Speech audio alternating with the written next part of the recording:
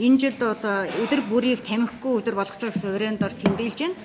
За ингээд би тамхины хяналтын тухай бодлого ярихаас өмнө яагаад энэ өдрийг тэмдэглэх болсон гэсэн талаар нэг товч мэдээлэл хийж бодлоо. 90-ад оноос эхлээд манай улсын хүн амын өвчлөлийн бүтцэд их өөрчлөлт болсон. Энэ юу гэсэн үг вэ? Хувь хүний амьдралын хэв маяг, зан үйл, нийгмийн өвчин зүйлээс шалтгаалсан өвчнүүд болох зүрх судас, хавдар, чихрийн шийзэн, ослогинтийн шалтгаанд өвчлөлт давангалж, сүүлийн жилүүд нас оролт болон өвчлийн тэргүүлэх шалтгаануудын дунд ингээ халдвар тус өвчин яваад байгаа. Тэгэхээр энэ дээрх өвчнүүдэд ямар зүйл эрс хүчин зүйл нөлөөлдөг юм бэ гэхээр одоо өнөөдрийн бидний одоо ярих гад одоо тэмдэглэх гээд байгаа энэ өдөр болох арх тамхины хэрэглээ маш их нөлөө үзүүлж байна. Тэгэхээр хүний амьдралын хэм маягтай холбоотой өрсөн сэргийлэх боломжтой энэ халдварт бус өвчнөөр хөдөлмөрийн эд насны хүмүүс өвчилж байгаа нь өнөөдрийн тулгамдсан асуудлын нэг болоод байгаамаа. Иймээс Монгол Улсын засгийн газараас халдвар тус өвчнөд тэмцэх үндэсний хөтөлбөрийг 2017 онд батлуулж хэрэгжүүлж байгаа. Энэ хөтөлбөрийн хүрээнд болохоор тамхины хэрэглээг хамт олонний оролцоо санаачлагтайгаар бууруулах зорилгоор тамхиталтын эсрэг хувьсгал, кампанид ажил, тамхины хэрэглээг бууруулах үр дүнтэй арга замууд, мөн энэ тамхигүй өдрүүд гэх мэт ухуулгын нөлөөллийн ажлуудыг хийхээс гадна тамхи ба татвар гэх мэтчлэн буцаж салбаруудаа хамтарч ажиллаж ирж байна. Монгол улсад тамхины хяналтын хуулийн тамхи орчин бүрдүүлэх, тамхины зар сурталчилгааг хориглох заалтын хэрэгжилт хэр байгааг одоо Дэлхийн эрүүл мэндийн байгууллагын дэмжлэгтэйгээр сэтгцэн эрүүл мэндийн үндэсний төв одоо энэ улс орон даяар бас хийж байна. Тэгэхээр одоо тамхины хэрэгжилэхээр тамхи орчин бүрдэлт хэр байна? Тамхины хяналтын хуулийн дагуу тийм ээ. Энэ тамхины хуулинд байгаа хориглох заалтуудыг хэр хэрэгжүүлдэг юм бэ гэдгийг энэ одоо судалгааны үлгээр гарч ирэх юм аа. Мөн тамхины хяналтын суурь конвенцийн үнэлгээний зөвлөмж гарсан байгаа 2015-16 онд Нүбийн хамтарсан баг ирээд энэ зөвлөмжийн дагуу усан тамхи, электрон тамхиг утаад тамхины зохицуулалттай хамтран адилтхан хуульчлахаар одоо зөвлөсөн. Тэгэхээр энэ хуулийн төслийг бол бид хэд боловсруулаад явж байна. Тэгэхээр одоо бид хэд ойлгох нь шүү дээ. Усан тамхи, электрон тамхи бол утаад тамхитай адилхан байдаг юм аа. Хор хөнөөлтэй байдаг юм аа гэдгийг энэ зохицуултыг хийчихээр ингээд ажиллаж байна. Мөн тамхины хяналтын асуудлаар салбар дундын ажлын хэсэг хамтран ажиллах төлөвлөгөөг бол эрүүл мэндийн сайдын тушаалаар батлуулан салбар дундын оролцоотойгоор өнөөдөр хүртэл энэ тамхины хяналтын талаар хууль эрх зүйн бодлогыг хэрэгжүүлж байна. Дэлхийн эрүүл мэндийн байгууллагын санхүүжилтээр Монголын хавдрын үндэсний зөвлөл 2017-18 онд тамхины хууль бус судалдааны байдлыг тогтоох бас судалгаа хийж байна. Яагаад энэ олон судалгаануудыг бодлогын түвшинд хийж байгааг бол одоо бид нар ерөөсөө нотлохын суурилсан арга хэмжээ авах учир дээрх одоо энэ судалгаануудыг хийж байна. Энэ нотлохоор гараад ирсэн энэ зөвлөмж дүгнэлтээр үндэслээд бид нар тамхины хяналтын хуулийн хэрэгжилтийг эрчимжүүлэхээр ажиллахаар ингээд төлөвлөж байна. За ингээд анхаарал хандуулсанд баярлалаа. Эрүүл мэндийн байгууллагаас бол 1988 оны 5 дугаар сарын 31-ний өдрөөс эхлэн жил бүр бол дэлхийн тамхины эсрэг өдөр буюу тамхигүй өдрийг бол тэмдэглэж ирсэн. Тэгээ жил бүр тодорхой сэдвийн дор тэмдэглэл өнгөрүүлдэг. Тэгэхээр энэ жил бол өдөр бүрийг тамхигүй өдөр болгоцгоо гэсэн нэгдсэн хүрээнд дор зөвхөн Монгол улсад биш дэлхийн нийтээр бол тэмдэглэж байгаа юм аа.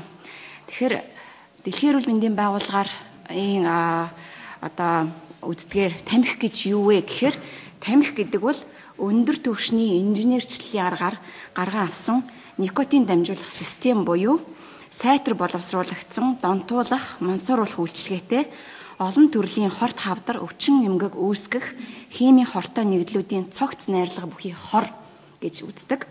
Тэгэхээр тамхины найрлаганд бид бүгдээрээ мэддэгчлэн никотин хамгийн хортой тийм ээ. Жомны хор, будаг арилгагч ацетон, пуужингийн түлш метанол, асаагуурын шингэн бутаан, машины заг, кадмиум, үйлдвэрийн одоо уусгагч толууны, машины хийн хор, устөрөгчийн цианид, шал цэвэрлэгч аммоний, цагаан эрвээхний өндөг устгагч нафталин, шоргоолжны хор, арсены зэрэг химийн ийм хортой нэгдлүүд бол ордог.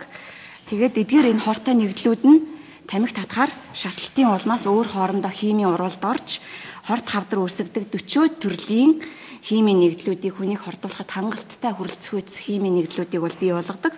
Тэгэхээр тамхи татахыг бол олон улсын өвчний ангилалд бол сэтгцийн өвчнөөр бүртгэгдсэн байдаг. Яагаад тэгэхээр никотин бол өөрөө мансууруулах, донтуулах юм үйлчилгээтэй дасал үүсгдэг.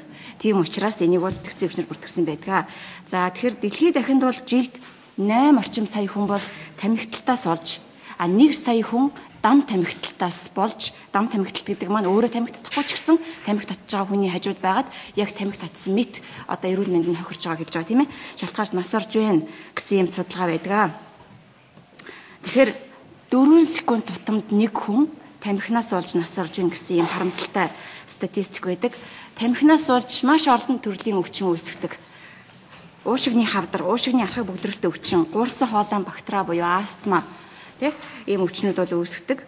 Тэгэхээр тамхиталт бол далд хэлбэрийн сүрийг идэвхтэй хэлбэрт оруулахад эрсдлийг нь бол 2 дахин нэмэгдүүлдэг. Тамхи татдаг хүн амьдралынхаа туршид бол уушигны хор тавдарт тусах эрсдэл 22 дахин өндөр байдаг. Эрсдлийг нь 22 дахин нэмэгдүүлдэг. Тэгвэл тамхи татдаггүй хэрнээ орон гэртээ эсвэл ажлын байран дээрээ дам тамхиталтанд өртөж байгаа өртөх нь бол уушигны хор тавдарт тусах эрсдлийг 30 дахин нэмэгдүүлдэг гэсэн ийм судалгаа байдаг. Тэгэхээр сүүлийн жилүүдэд ялангуяа 2000-аас 2016 оны хооронд бол дэлхийд дахинд 15-аас дээш насны хүн амын тамхи таталт бол 27%-аас 20% болж буурсан үзүүлэлт байгаа нь сайн үзүүлэлт боловч одоо дэлхийн нийтийн 2025 он гэхэд тамхиталтыг 2010 оны суур түвшингээс 30%-аар бууруулах зорилтод хүрэхэд өнөөдрийн авч хэрэгжүүлж байгаа арга хэмжээ, өнөөдрийн одоо хүмүүсийн тамхины хэрэглээ бас сайн буурч өгөхгүй байгаа нь бол бас тулгамдж байгаа юм аа.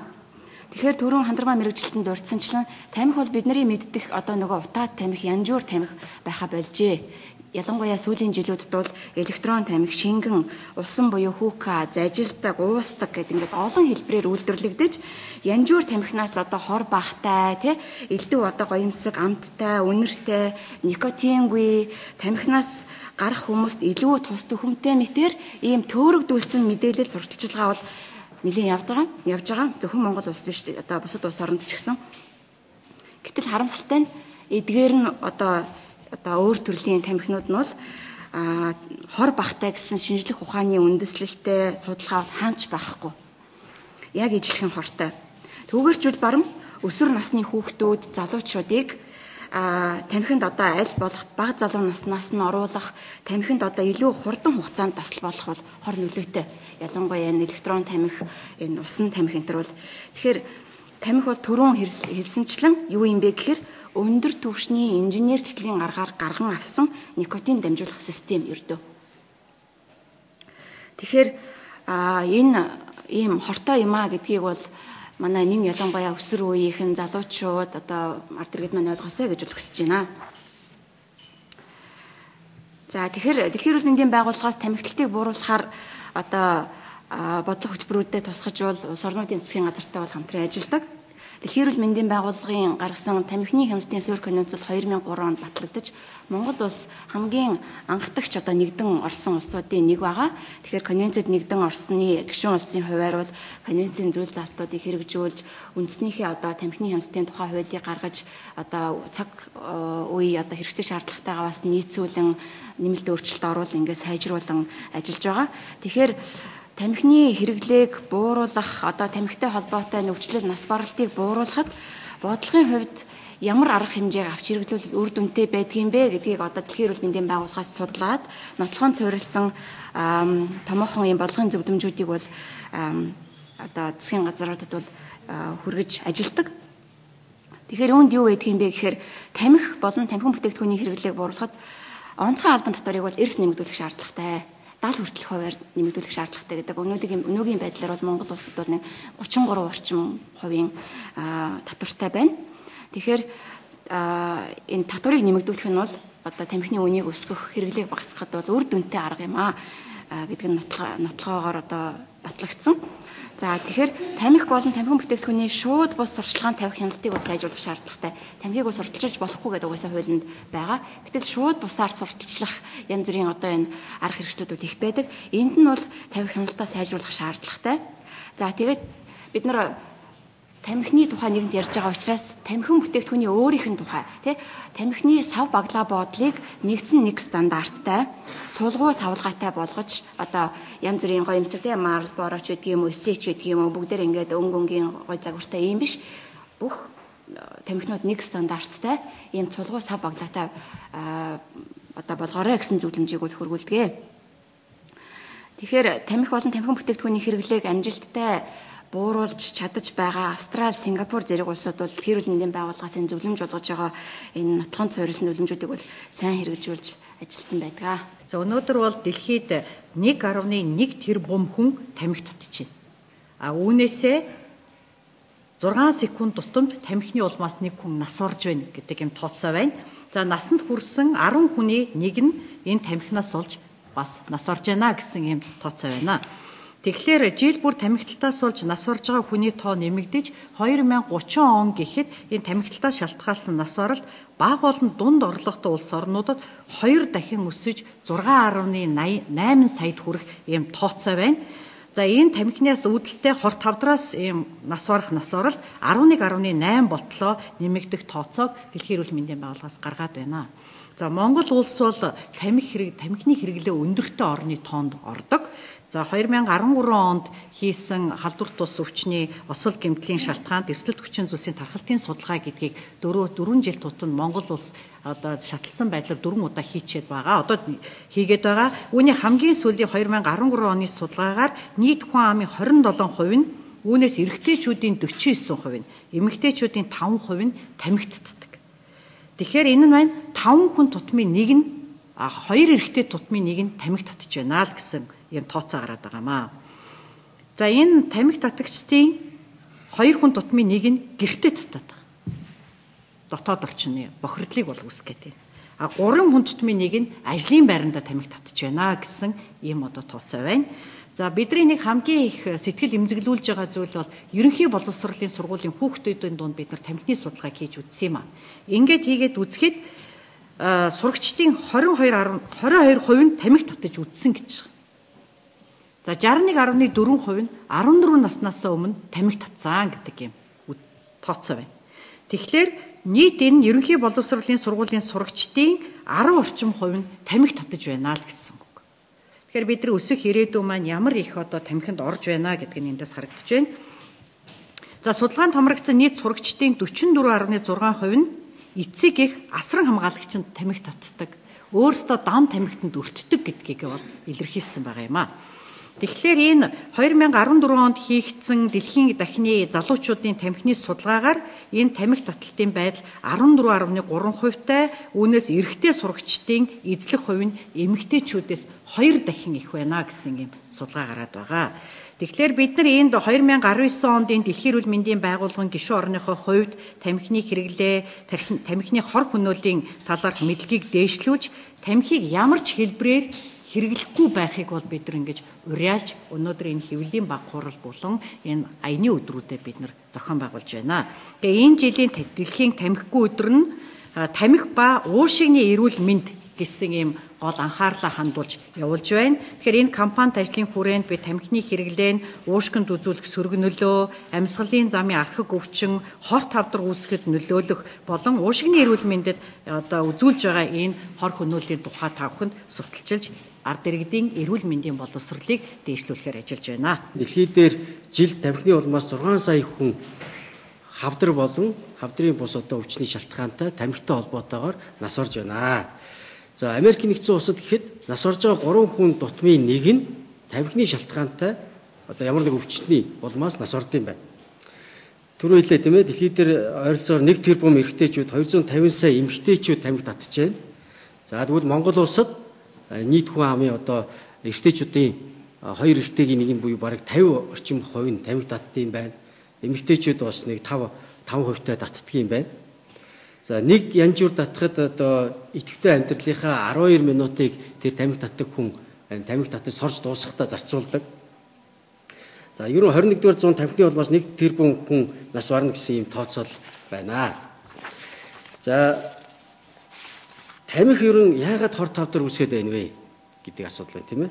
Тэгэхээр тамхинд хор тавдар үүсдэг 72 төрлийн ийм канцероген гэж нэрлэдэг. Одоо яг хавдар үүсгдэг бодисыг канцероген гэж нэрлэдэг. Тэгэхээр ийм бодисыг нийтдээ 72 ширхгийг агуулж байна. Түрүүн бас хэллээ тийм ээ. Ямар хортой бодисууд тэр дотор агуулж байгаа тухай хэллээ тийм ээ. Тэгэхээр энэ бол ерөөсөө л одоо тамхи маань өөрөө асар олон хавдрын одоо нөлөөлөх хүчин зүйл болдог. Тухайлх юм бол одоо хамгийн элбэг шууд тамхитай холбоотой хор тавдар гэх юм бол уушгины хор тавдар байна. Уушгины хор тавдар өвчилж байгаа улсуудын 90% нь түүнээс дээш хувь нь тамхи татдаг улсууд. Тэгэхээр энэ бол юу хэлж байгаа гэхээр тамхи татахгүй байвал төдий чинь уушгины хавдар тусахгүй байх эрсдэл бага байна л гэсэн санаа шүү дээ тийм ээ. За түүнээс гадна бол бид тамхиг дандаа амаараа сорж тийм ээ. Тэгээд цаашаа энэ залгуур хоолоо уушгаараа одоо амьсгалж авдаг. Тэгэхээр амны хүндийн хавдар үүсгэхэд бас их нөлөөлдөг. Тэгэхээр энэ толгой үзүүний байрлалын хавдар дотор ам залгуурын одоо хорт хавдар бол нэлийн тэргүүлэх байр эзэлдэг. Тэгэхээр ам гэдэг дотор бол одоо та бүхэн хэлж байгаа мэдж байгаа тийм ээ. Бөөл, хил энэ амны дотроос салс гэдэг энэ бүгд орж штэ. Энэ байрлалын одоо хорт хавдар үүсгэхэд хүчтэй нөлөөлдөг байна. Мөн одоо улаан хоолой ходоодны хорт хавдар үүсгэхэд бас давхар нөлөөлөх хүчин зүйл болдог. За нойр булчирхаа давсаг умаа үзэн хорт хавдрын одоо шалтгааныг судлаад үзэхлээр тамиг татдаг эмэгтэйчүүд эдгээр өвчнөр өвдөхэд бас илүү одоо нөлөөлдөг юм байна гэдэг юм судалгаа байдаг юм байна. За хорт хавдрын үүсгэж байгаа ийм шалтгаануудыг бид мэдсээр байгаад энэ тамхиг хэрэглээд байх уу гэж одоо би бас энэ тамхи татдаг усуудаас хэлмээр байна. Түрүүн бас хэллээ тийм ээ. Утаагүй тамхи. Утаагүй тамхи бол нэг хэсэг их модонд ороод бараг л одоо аюулгүй юм шиг ярьдаг байсан бол энэ өөрөө дотроо 27 төрлийн одоо хавдар үүсэх бодисыг агуулж идэг. Тийм учраас утаагүй тамхич гэсэн одоо өөр хорт хавдар үүсгдэг юм аа. Тийм учраас одоо эрүүл мэндийн бодлого боловсруулагч нар бас энэ тамхины хуулинд өөрчлөлт оруулах ийм төслийн санаачлага явж байгаа. За мөн бас нэг сайн мэдээ бол Монгол улс бол тамхины хуулийг маш хурдан хэрэгжүүлж чадсан олон нийтийн газар одоо тамхи татахгүй байна шүү дээ, тийм ээ. Энэ бол бас маш том дэвшил. Гэхдээ л одоо орон гэртээ итгэхгүй тамхиталтыг бий болгоод байна, тийм ээ. Үр хүүхдүүдийнхаа тэр нөгөө жаахан хүүхдүүд хэлж чадахгүй нөгөө болооч гэж хэлдэггүй хүүхдүүдийг хажууд нь тамхи татаж одоо асран хамгаалагч нар тамхи татж байгаа явдал өөрөө баг гэмт хэргийн шинжтэй болох гэдэг шүү дээ. Тийм учраас 10 жилийн сургуулиудад цэцэрлэгийн хүүхдүүдэд тамхины үнэрийг баабаа гэж зааж сургах хэрэгтэй болж байгаа. За ингээд энэ дэлхийн тамхины эсрэг өдөрт иргэн бүр анхаарлаа хандуулж өөрснийгөө эрүүл мэндэд анхаарахыг одоо уриалж байна. Баярлалаа. Өвчлөл болон нас баралтынхаа тоогоор тэргүүлэх байр эзэлдэг. 2018 оны судалгаагаар жилд 2 сар орчим уушгины хавдрын шинэ тохиолдол бүртгэгдээ. Тэрнээс одоо 1 сая 800 мянган хүн тухайн жилдээ нас барсан гэсэн тийм тоо баримт байна. За тохиолдлын хувьд зүүн баруун Европын улсууд, зүүн өмнөд Азийн улсууд, Латин Америкийн улсууд ихэнхдээ юм өндөр хөгжилтэй улсуудад уушгины хавдрын тохиолдол их өндөр өртөгдөж байгаа юм байна. За Монгол улсад аваад үзэхээр 2015 оны судалгааг аваад үзэхээр өвчлөлийн байдал нь 100 мянгад 14 тохиолдол бүртгэж байгаа буюу жилд нэг 450 орчим шинэ тохиолдол бүртгэж байгаа тоо баримт байна. Нас баралтын хувьд ч гэсэн одоо нийт өвчлөгчдийн 90% тухайн жилдээ нас барж байгаа 300 гаруй хүн тухайн жилдээ нас барж байгаа гэсэн тийм тоо баримт байна. Тэгээд 2017 онд хийгдсэн хавдар судлалын үндэсний зөвийн судалгаадтай харьцуулаад үзэхэд сүүлийн 10 жилд уушгины хавдрын өвчлөл 2 дахин нэмэгдсэн тийм тоо баримт бас байна. За түрүүн өмнөх ярьсан усуд хэллээ нийт уушгины онцлогч байгаа хавдруудын 90% нь тамхитай холбоотой. Асуумжаар аваад үзээд одоо тамхи татдаг хүмүүс нь 90%-аас дээш тийм тоо баримт харагдаж байт юм байна. Тэгээд тамхи татдаг хүн тамхи татдаггүй хүнийг хооронд нь харьцуулаад үзэхээр татдаг хүмүүст уушгины хавдраар өвчлөх магадлал 15-аас 30 дахин илүү тохиолж байгаа. Тийм тоо баримт байна. За хэрвээ энэ идэвхтэй тамхи татж байгаа хүмүүс тамхинасаа гарч чадах юм бол 10 жилийн дараа уушгины хавдраар өвчлөх магадлал нь 50% хүртэл буурна гэсэн тийм тооцоо гарсан байт юм байна. За тэгээд уушгины хавдартай холбоотой тамхины өвчлийн байдлыг ингээд дэлхийн нийтэд болон Монгол улсад аваад үзэхээр нэг иймэрхүү тоо баримтууд батлагдсан байт юм байна. Тамхи таталтнууд сүрээ өвчнөд холбоотой болох нь бол аль 2009 оны дэлхийн эрүүл мэндийн байгууллагын тайлбарт бичигдсэн байдаг. Энэ сүрээ өвчний халдвар авахыг нэмэгдүүлэх мөн сүрээгээр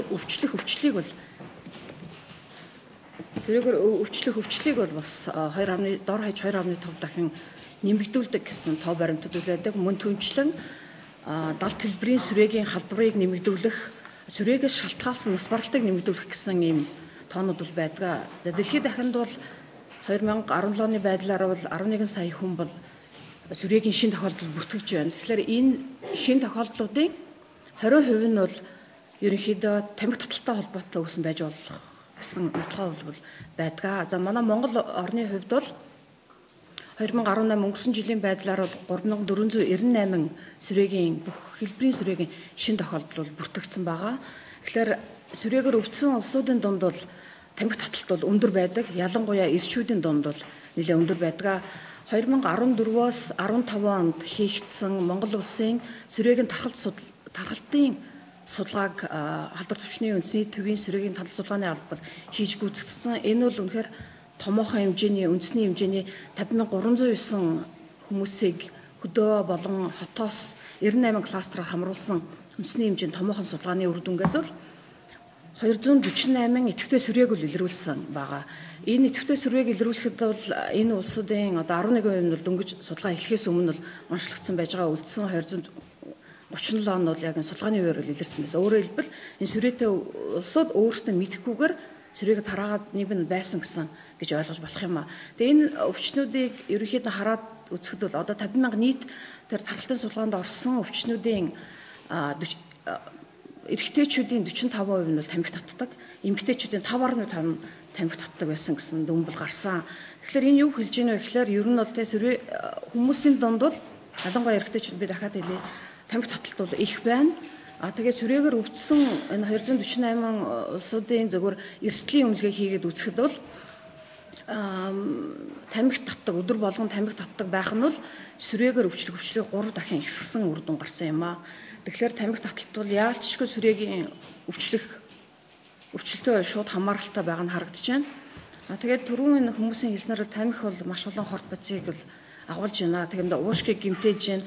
Тэгээд дархлын системийг ерөнхийдөө бууруулж тэр уушгийг цэвэрлэдэг, өөрийн цэвэрлэдэг микоцеллярны клиаранс гэж байдаг. Тэрийг бол алдагдуулдаг учраас мөн дархлын систем тэр макрофаг нөлөөлснөөр тэр гаднаас орчсон одоо эмбит өргөчийг залгих тэр дархлын систем алдагдсанаар бол хүн бол гадны хүчин зүйлд бол маш мэдрэг болж байна. Ялангуяа сүрээд бол их мэдрэг маш одоо сүрээгийн өвчлийг нэмэгдүүлж байгаа нь бол ерөнхийдөө шууд холбоотой бол байгаамаа. Тэгээд одоо бас энэ тархалтын судалгаанд байгаа нийт оролцогчдын 46% нь бол дам тамхиталтанд өртөж байсан гэсэн дүнбэл байдаг. Тэгэхээр энэ юу хэлж ийн вэ гэхээр технээс энэс 28% нь эмэгтэйчүүд илүүтэй дам тамхиталтанд бол өртдөг юм байна. Эрэгтэйчүүдээс бол 10% илүүтэй өртөх нь бол энэ судалгаанд гарсан. Тэгэхээр мэдээж гэр бүлд байгаа яг 15-аас доош насны хүмүүсийн судалгаанд хамрагдсан ч гэсэн энд бол гэр бүлд нь хүүхдүүд байгаа. Тэгэхээр хүүхдүүд бас дам тамхиталтанд их өртөж байна. Тэгэхээр хүүхдийн өвчлийг бас сүрээгийн өвчлийг бол нэмэгдүүлж байна гэж хэлж бас болох юм аа. Тэгэхээр эцэг эхчүүд ер нь тамхи татдаг улсууд одоо манай улсад бол юунд бол нийтийн газар бол тамхи татгаа байсан. Гэтэ орон гэртээ энэ хаалттай нөхцөл бол ерөөсөө гэртээ тамхи татахгүй үр бүгд гэр бүлийг хамгаалах нь болж болсон байна. Тэгэхээр сүрээгийн хувьд бол одоо сүрээ өвчин бол ерөнхийдөө зөвхөн эрүүл мэндийн салбарын өвчин байх халсан. Энэ бол нийгмийн өвчин байна. Нийгмийн талаас олон арга хэмжээ хэрэгтэй байна. Одоо ингээл өнөөдөр бид нар тамхины тухай ярьж байхад бол тамхины энэ хяналт сайжруулах юм сүрээ өвчин бас буурахад бол тодорхой томоохон хувь нэмэр үзүүлэх болно гэдэг нь бас харагдаж байна. За та бүхэндээ энэ дэлхийн тамхигүй өдрийн мэндийг хүсэж байна.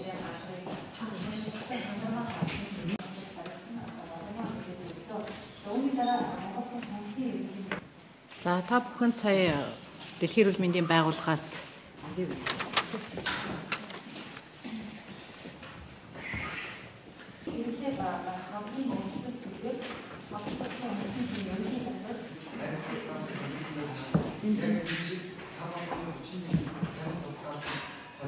ерхий газар энэ дээр юу н хяналт тавьдаг юм да.